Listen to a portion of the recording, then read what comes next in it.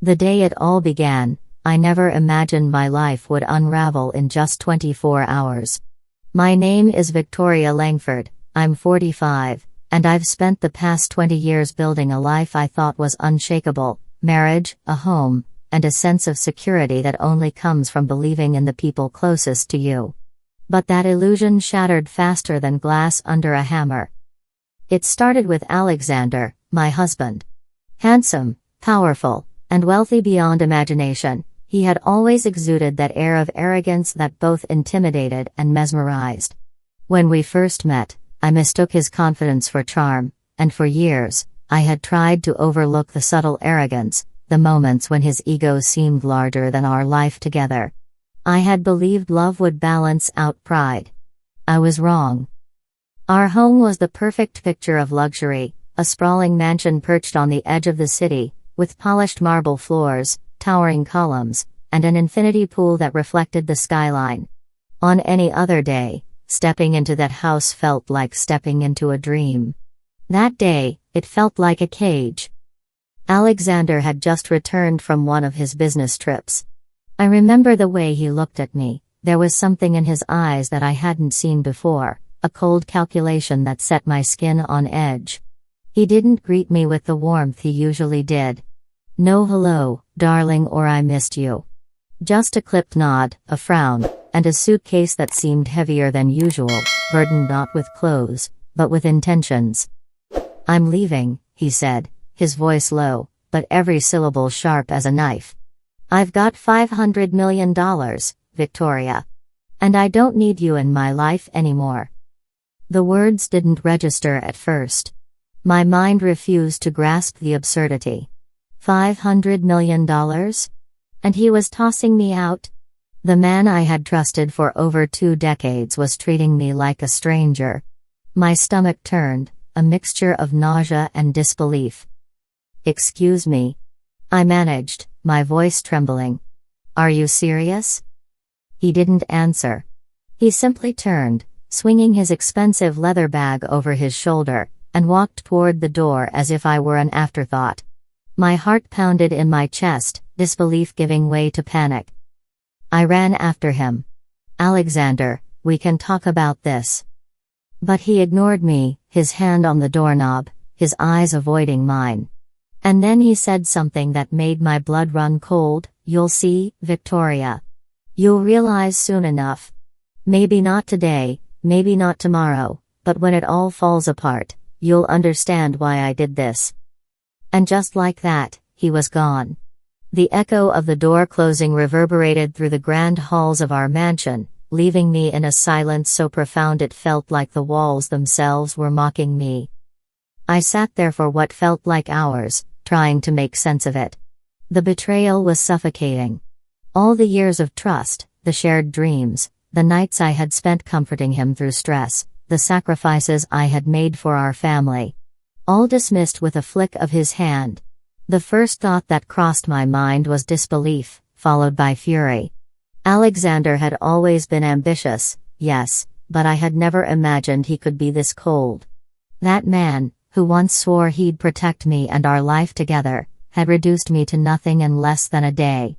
And yet, amidst the shock and anger, a small spark ignited in me, a realization that I wasn't entirely powerless.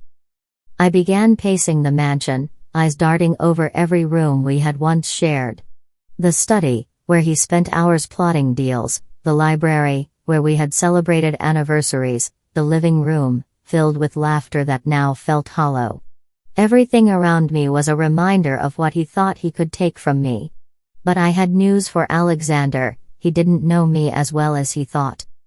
As I walked through our home, I recalled every subtle arrogance, every moment of selfishness, every decision he had made with disregard for my feelings. He thought wealth gave him control. He thought power gave him leverage. He underestimated something far more formidable, the woman he had wronged. It was then I remembered Claire, his assistant, and the countless times I had noticed her lingering presence in the background, whispering words I couldn't hear. I couldn't help but wonder if she was part of this, if she had encouraged his arrogance, or worse, celebrated it. My mind swirled with possibilities, each one more bitter than the last. By the evening, I had composed myself enough to consider my options. Panic would not serve me. Tears would not reclaim what he thought he could take. And so, I made a silent vow to myself: if Alexander believed he could discard me like a worn coat, he was gravely mistaken. The very next day, he would realize that wealth and arrogance were not enough to break me. I began planning in silence, examining every corner of our life together, every document, every asset, every subtle clue that could be leveraged. I had never needed to play the long game before, but now it was essential. Alexander had underestimated the quiet strength of a woman scorned, and the irony was delicious. As I sat in the grand living room, the city lights twinkling through the floor-to-ceiling windows, I felt a strange mixture of grief and exhilaration. Grief for the betrayal, for the life I thought I had, and exhilaration for the storm I was about to unleash. The first 24 hours had been a shock, a betrayal so brazen it left me reeling. But the next 24 hours? That's when the real game would begin. Because Alexander may have had the money, the power, and the arrogance, but he didn't have one crucial thing: me, and I was ready to prove that some battles could only be won by patience, strategy, and a well-timed revelation. Little did he know, the woman he thought he could discard like a pawn in his empire was about to turn the entire board upside down. The morning after Alexander threw me out, the mansion felt emptier than ever.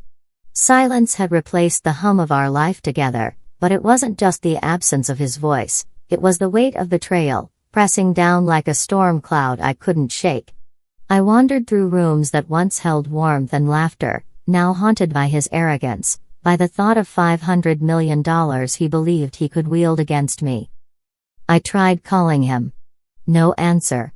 His assistant, Claire, picked up instead, her voice syrupy sweet. "He's busy, Ms. Langford. I'm sure he'll call you when he's free." There it was again, that insidious tone of patronization. Busy. Important. Untouchable. And yet, I could feel the first cracks. Hours passed, and I noticed subtle signs that Alexander's world was not as stable as he believed. Emails left unattended, phone calls ignored, contracts unsigned. For someone who prided himself on control, it was unusual. My mind, still swirling with anger, began to track every detail. Perhaps the storm wasn't just coming for me, it was also gathering around him. Then came the first real warning sign. Claire called me later in the afternoon, ostensibly checking in. "Victoria," she said, her tone almost rehearsed, "he's asking about, well, some documents you used to handle. He's confused about a few accounts." I froze. Confused? Alexander confused? My anger flared, tempered only by the flicker of amusement that quickly followed. Perhaps throwing me out had not been the stroke of genius he imagined. Perhaps, without me, he was floundering. I couldn't resist a small smile. This was the first subtle tremor in his perfect facade. And I knew, deep down, that this was only the beginning. By late afternoon, I began to receive messages from our mutual acquaintances and business contacts, cryptic notes, hints that Alexander was missing deadlines, making hasty decisions, and alienating partners who once relied on his stability. I watched as his empire, built meticulously over decades, began to teeter on the edge of chaos. But still, he remained arrogant. That same evening, a text from Alexander arrived, short, clipped, and almost mocking. "Victoria, I'm handling everything. Don't interfere." I laughed quietly to myself. Handling everything without me was like a ship without a captain. He had no idea how much his empire depended on my quiet influence, my meticulous management, and the countless hours I had spent keeping everything afloat. The real kicker came the next morning. Alexander, in a rare public appearance for an interview with a financial magazine, stumbled over basic figures, misquoted profits, and seemed completely disoriented when asked about certain acquisitions. The article later ran with a subtle, yet cutting, headline: A $500 million empire in question, leadership in turmoil? I couldn't help but savor the irony. The man who had cast me aside in a fit of greed was now publicly exposed to the world he had spent years conquering. And I, the one he had underestimated, remained in the shadows, observing, noting every mistake. That same day, Claire approached me under the guise of concern. "Victoria. Maybe you should just let things be. He's powerful. It's better not to interfere." I met her gaze, calm yet icy. "Claire, it's interesting. The man you claim is powerful seems to be unraveling faster than anyone expected. I wonder, does anyone else see what I see?" Her forced smile faltered. I could see it in her eyes, a flicker of doubt, a tiny crack in the armor she had worn so flawlessly. I had no doubt she realized, even if only subconsciously, that I wasn't as powerless as she thought. By evening, Alexander himself reached out, a rare email, terse and laced with barely concealed irritation. "Victoria, can we talk? It's urgent." I stared at it for a long moment. Urgent? The audacity. The sheer desperation masked under arrogance. My fingers hovered over the keyboard as I typed a single reply, choosing each word carefully. "Of course, Alexander. I'm available whenever you need me." The tension escalated with each passing hour. Friends, acquaintances, and business partners began subtly hinting at the cracks in Alexander's empire. Calls that once went smoothly now ended in confusion. Contracts sat unsigned. Deals fell through. And yet, he remained blind to the one person who had kept it all together, me. It was during a late-night phone call with one of his former advisors that the full picture began to emerge. "Victoria, honestly, it's chaos. Alex can't keep up. He doesn't understand the numbers. He's making decisions that could destroy everything." I let the words sink in. My mind raced. The next 24 hours were going to be pivotal. The man who had thrown me out, who had underestimated my intelligence and my capability, was on the brink of a collapse that I could watch unfold, or I could take control. A cold, thrilling realization settled over me. The first move had been his, arrogant and reckless, but now the game was mine to play. And while I waited, I could sense the first tremors of panic creeping into Alexander's world. I went to bed that night with a mixture of emotions, grief, fury, and an undeniable sense of anticipation. Because tomorrow, everything would shift. The man who believed he could cast me aside without consequence would learn a lesson in humility, and he wouldn't even see it coming. By the time I drifted to sleep, I had already begun outlining my plan, quietly mapping the mistakes, documenting every blunder, and imagining the moment I would finally reveal the truth. Alexander had thrown me out, but I knew something he had forgotten. Some battles are won not with money or power, but with patience, strategy, and the element of surprise. And for the first time in 24 hours, I felt a thrill unlike any I had experienced in years. The storm was approaching, and I was ready to weather it, to turn the tables in ways he would never anticipate. The morning of Alexander's most ambitious business move should have been triumphant. Instead, it turned into a disaster he never anticipated. I watched from a distance, my heart pounding, not with fear, but with the cold, electric thrill of anticipation.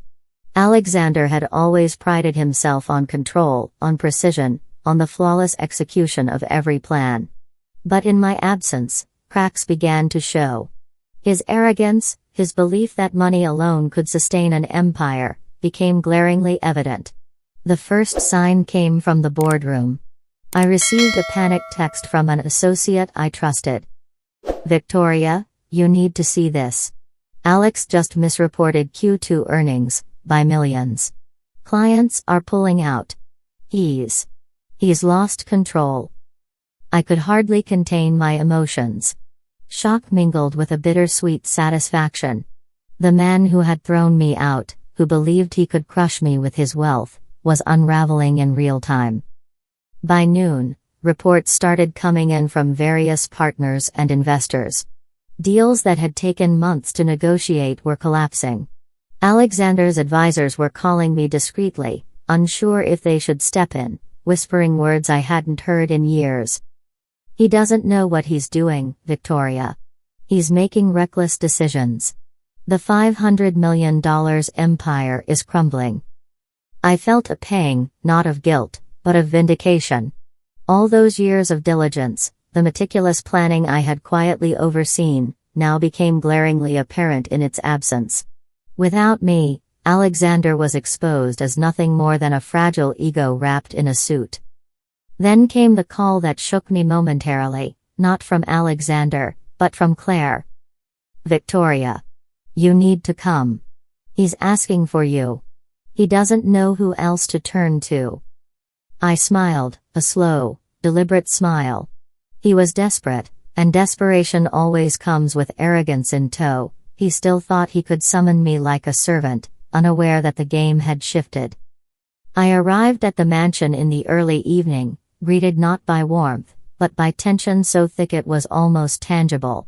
Alexander stood in the study, surrounded by stacks of paperwork, a computer screen flashing alarming figures. His face, usually so composed, now betrayed panic. I don't understand," he stammered, the arrogance cracked, exposing a vulnerability he had never shown me. "The projections, the contracts, they're all wrong." I leaned against the doorframe, arms crossed, letting him stew in his own confusion. "Alexander," I said calmly, "perhaps this is a lesson in humility. Maybe the empire isn't as secure as you thought." His eyes darted to mine, a flicker of shame mixed with frustration. "Victoria. I need your help. Just tell me what to do." I allowed a brief moment of sympathy, just enough to keep him guessing. "And why should I? After everything." He swallowed hard, his ego crumbling. I have no choice. You're the only one who can fix this. Please." At that moment, I realized the power had shifted completely. The man who believed wealth could shield him from consequences was now entirely dependent on me. The irony was exquisite. I didn't respond immediately. Instead, I began reviewing the documents he had so carelessly left unexamined. Mistakes everywhere, contracts signed incorrectly, financial statements misfiled, partnerships neglected. Each error screamed negligence, each oversight a testament to his arrogance. And amidst it all, one glaring mistake, a loophole, an opportunity that would allow me to regain control and set the stage for a payback he would never see coming. "Alexander," I said finally, my voice calm but commanding, "these are serious mistakes. Do you realize how much damage has already been done?" He nodded frantically. Yes, I see it. I don't know how to fix it without you." I let him stew in his desperation a little longer, savoring every second. Then, I offered a measured plan, not out of kindness, but as a demonstration of control. Every instruction I gave was designed to stabilize the situation temporarily, all while keeping the leverage firmly in my hands. By nightfall, the first wave of relief washed over the empire, but Alexander's dependence on me was undeniable. He was broken, not physically, but mentally, emotionally, and strategically. Every decision, every contract, every negotiation now required my intervention. And in that moment, I realized something profound. The man who had sought to discard me believed that money was the ultimate power. Yet here he was, begging for the one thing he had undervalued, my intelligence, my foresight, my loyalty that he had taken for granted. As I left the study, I paused to glance at him, disheveled, flustered, humbled. I let a small, private smile play on my lips. The first strike had been his, but the game was mine to win. And I would play it with precision. The night ended with a sense of anticipation that I hadn't felt in years. Alexander had been humbled in ways he could never have predicted, and I, Victoria Langford, held the reins. The storm that began with betrayal was far from over, but the tides were shifting. And tomorrow, I would begin the most delicate and satisfying part of my plan, turning desperation into complete and undeniable control. The following morning, I woke with a single thought: it was time to take control completely. Alexander's arrogance had given me the perfect opening, and I intended to use it to its fullest. I wasn't just going to stabilize his empire, I was going to make him realize exactly who held the power. First, I gathered evidence. Every financial misstep, every contract misfiled, every miscommunication that had led to lost deals, I cataloged it meticulously. Emails, statements, meeting notes, even voice memos where he had overconfidently dismissed advice, all of it compiled into a damning dossier. The man who had thrown me out thought he could handle $500 million without me. I would show him exactly how fragile that empire really was. I also contacted a few of his closest associates, those who had begun to notice cracks in Alexander's facade but remained loyal out of fear or habit. I was careful, subtle. A few words here, a discreet message there, enough to plant doubt without revealing my hand entirely. Alexander would soon discover that even his inner circle was no longer immune to scrutiny. By mid-afternoon, I decided to confront him directly, but not in private. This confrontation had to be witnessed. Power, after all, is magnified when it is public.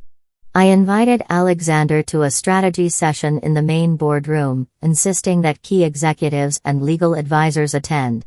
Naturally, he agreed, desperate for guidance, unaware that he was walking into the perfect trap. As the meeting began, I allowed him to speak first. Alexander, ever confident, outlined the plan he had hastily concocted.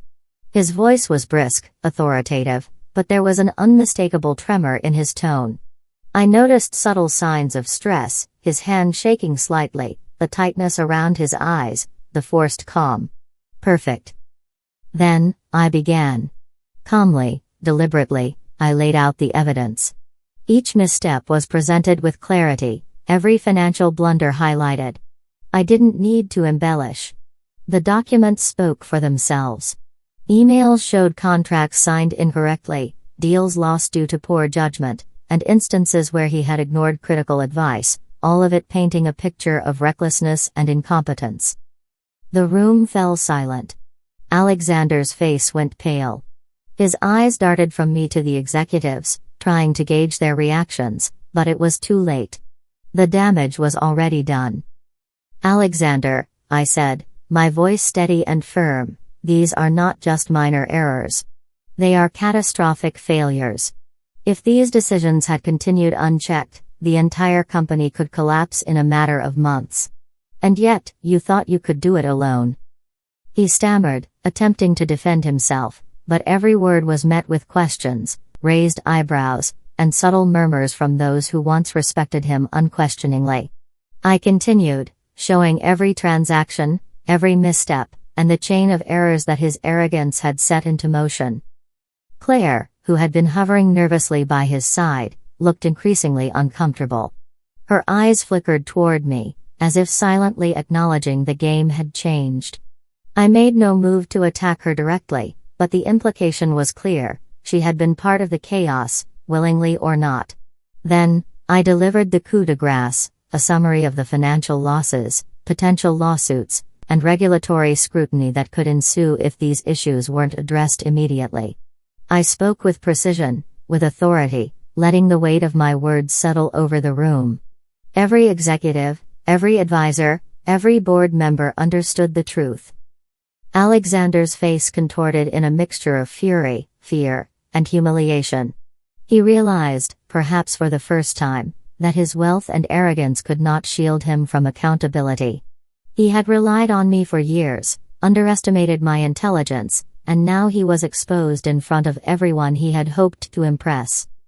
By the end of the meeting, Alexander was broken. He had no defense, no clever argument, no charm to mask the truth. The empire he had thought was untouchable was now firmly under my control, not by brute force, but by the undeniable evidence of his own failures. As the executives began discussing corrective measures, I leaned back, allowing the scene to sink in. Alexander, once the confident and controlling man of the house, now appeared small, vulnerable, and utterly dependent on the one person he had attempted to discard. I had turned his arrogance against him, weaponized his own hubris, and restored balance with a precision only a calculated mind could achieve. And yet, I didn't gloat. Not yet. The real victory lay in the anticipation of the long-term consequences. Alexander would never forget this day. He would never underestimate me again. And I would make sure that every future decision, every attempt to assert control, would be met with the knowledge that his empire, and his pride, were no longer his alone.